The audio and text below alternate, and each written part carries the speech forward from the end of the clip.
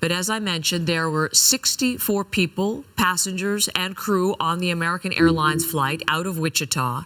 And there were as well people on board that military helicopter. But as for the passengers on that commercial airline, Caroline Bargut is with us, and she's in our Washington bureau.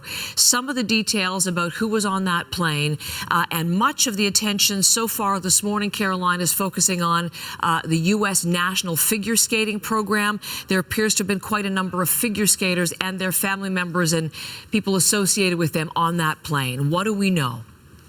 That's right, Heather. U.S. Figure Skating says there were several skaters on that plane. They were on their way back from a national development camp, which was in Wichita, Kansas.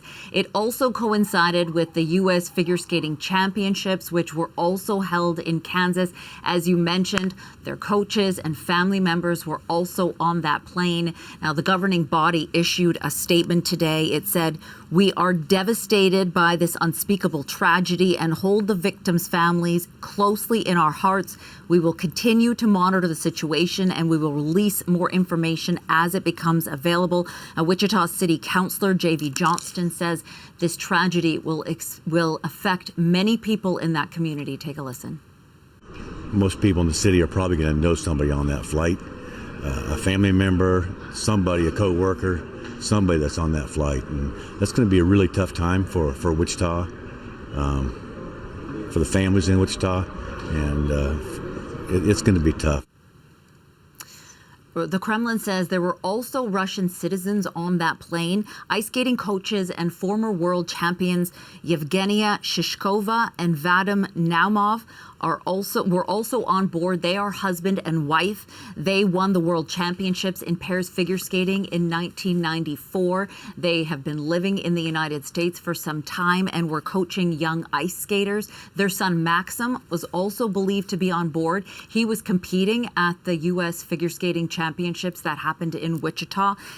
Inna Volyanskaya, she's a former figure skater who competed for the Soviet Union. She's also reported to have been on board.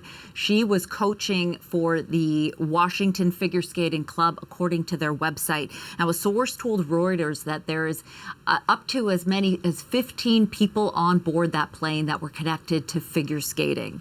The U.S. Army says that there were 3 soldiers on that Black Hawk helicopter, and they were on a training mission. And Caroline, we're going to be back to you, of course, for the morning as well with different details on reaction. But I am wondering about, there you are in Washington. Are we hearing anything from the White House thus far? We have heard from the White House. The White House issued a statement on behalf of U.S. President Donald Trump. It said, "I have been fully briefed on the terrible accident which just took place at Reagan National Airport. May God bless their souls. Thank you for the incredible work being done by our first responders. I'm monitoring the situation and will provide more details as they arise." President Trump also took to his social media platform, Truth Social. His post had a little bit of a different tone. He said, "The airplane was on a perfect and routine line of approach to the airport. The helicopter was going straight at the airplane for an extended period of time. It is a clear night. The lights on the plane were blazing. Why didn't the helicopter go up or down or turn? Why didn't the control tower tell the helicopter what to do instead of asking if they saw the plane?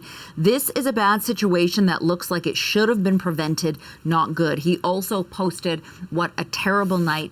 God bless you all." Caroline, thank you. Just to stay with me, and we'll pause and be back to you a little bit later on. Caroline Bargut from our bureau in Washington, going to be